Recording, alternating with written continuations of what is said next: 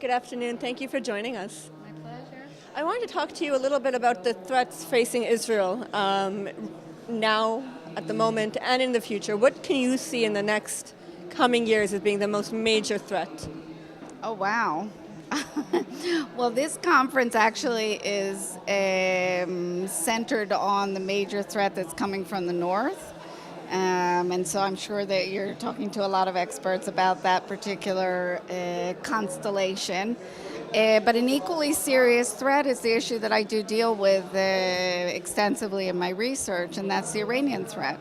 And it's connected to the threat from the north, obviously, because part of the constellation that is congealing in the north that could be very threatening to Israel is very closely connected to Iran and the help that Iran is giving to, especially to Hezbollah, propping up the Assad regime, transferring weapons to Hezbollah. Now the recent reports about setting up a missile factory in Lebanon that Netanyahu is quite worried about and was at the center of his talks with Putin. So, and then of course there's the nuclear issue, which is not an immediate threat, but if steps are not taken immediately to change the reality with regard to that deal, it will turn into probably the biggest threat that Israel will be facing in the region.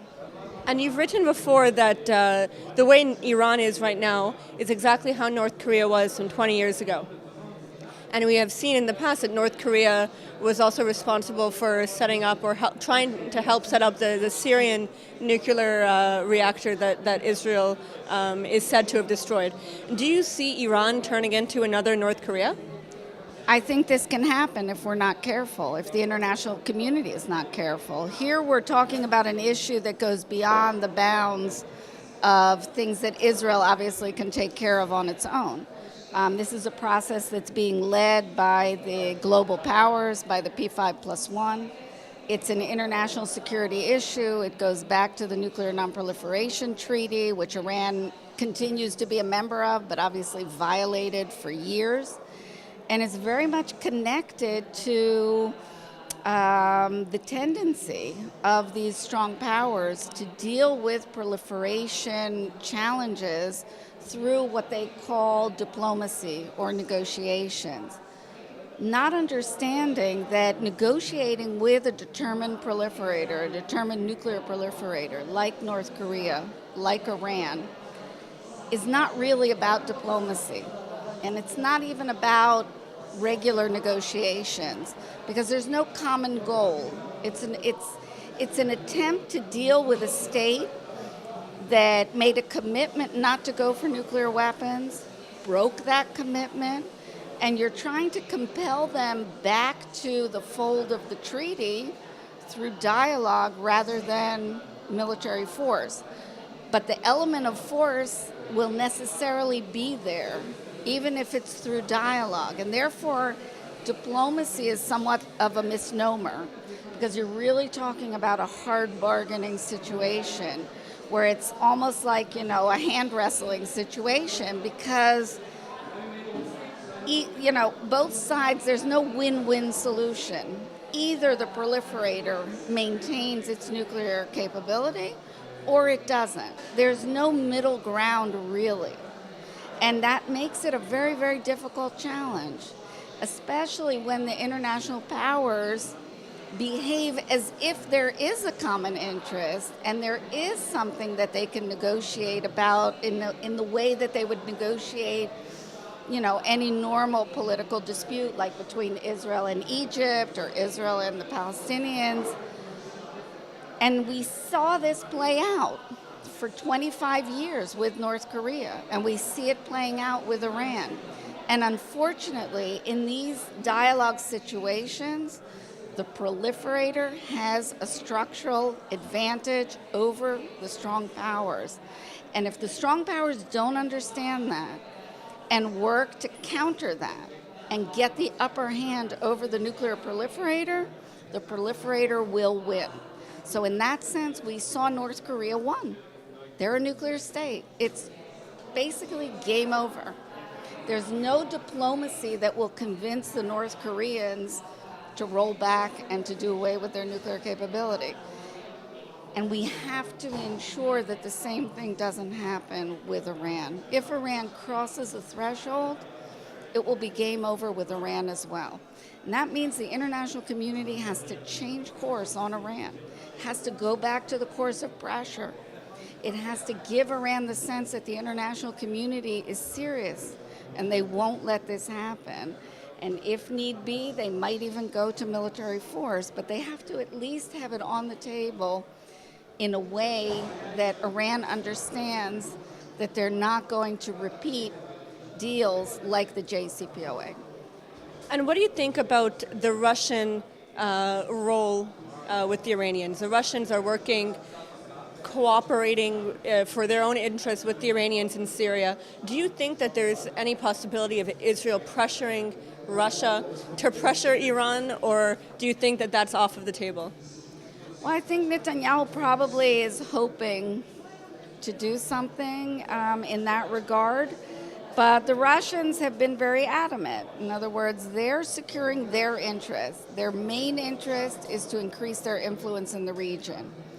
For that to happen, they have to maintain, let's say, okay relations with different states. And with Iran, that means not going on board the Trump administration's agenda with regard to the JCPOA.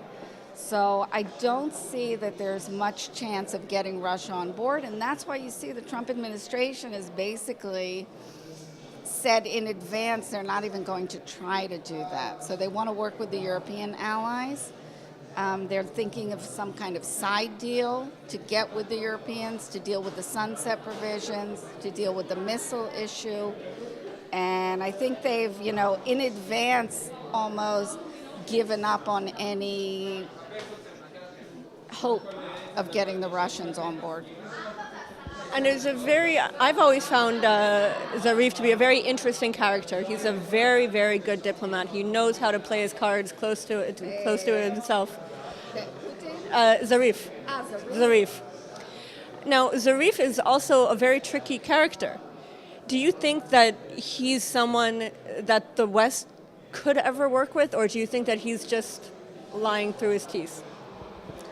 Look, I think he's part and parcel of the regime, just like Rouhani is part and parcel of the regime. He's more used to conducting dialogue with Western diplomats, having lived in the United States, and all of those things, obviously are seen. He's computer savvy, he knows how to work with PowerPoints and all of these things that I think got the Europeans and the Americans in the negotiations to find him very favorable, because he seemed to be much more like them and not like these fanatic, religious figures that are running Iran. So he looked like somebody that it might be more easy to work with. So we saw all the smiles and all the hugs and all the kind of behavior that is much more similar to the way the Western diplomats would like to conduct things. But at the end of the day, he's working for the Iranian regime. The person that's calling the shots is still the supreme leader, Khamenei. I don't think you can expect that Zarif is going to do anything that would depart from that line. If anything, Zarif was instrumental in maybe pulling the wool a little bit over the eyes of the Europeans and the Americans, lulling them into thinking that he is like them, and that he can be trusted, and Iran isn't really as bad as everyone thinks, and they want all the... While at the end of the day, especially when we look at the Iran nuclear deal and we see all the flaws in the deal and how actually it serves Iran's interests much more, I would say, than the P5+1 state's interest, he was a very important and instrumental player in this process, but not because he represents anything different from the regime and its interests. And just one last question. We saw recently an uprising, I guess, a lot of people coming to the streets of Iran, which we haven't seen for a number of years. But doesn't seem to have done anything. They seem to have disappeared. But when you speak to the people in Iran, they're not, on board with how their government is acting. Do you think that the people of Iran at one point or another will finally be able to overthrow their regime? I think there's a good chance that they might. I think the Iranian people do not like the regime. Many Iranians do not like the regime. They understand the repression. They understand, their economic stress. I think they're wary of an out-and-out revolution. They went through the revolution. Many of them, even though the population is overwhelmingly young, there are still enough people there that remember 1979. They remember what that does to a society. I think they would like to have change through evolution rather than revolution. And so what you see is at certain points there are these outbursts when they get fed up, but then they are brutally repressed. I mean, the reason that there was no continuation is not because they lost interest. The reason there was no continuation is because they were brutally repressed. People were killed. People were thrown in jail. They get tortured in jail. And when you think of the Iranian population, those that were on the streets, the students, this time there were more people from the countryside, right? It was less Tehran-based. It was really spread out through the country, so it was less the students, but still, young people that have their lives, they're not really interested in being tortured and certainly not killed. And so when that goes on for a week or so, people get a little bit scared and they go back to doing what they were doing. But the feelings that were fueling those demonstrations, I don't think will go away. And therefore, there's a reasonable chance that we will see new expressions of that. And it's very difficult with these kind of processes. You never know. You remember Tunisia, what sparked the whole so-called Arab Spring dynamic. With the cart that was overturned, and that led to this, huge dynamic that spread across the Middle East. So you never know what that spark will be. But when the feelings are there, when the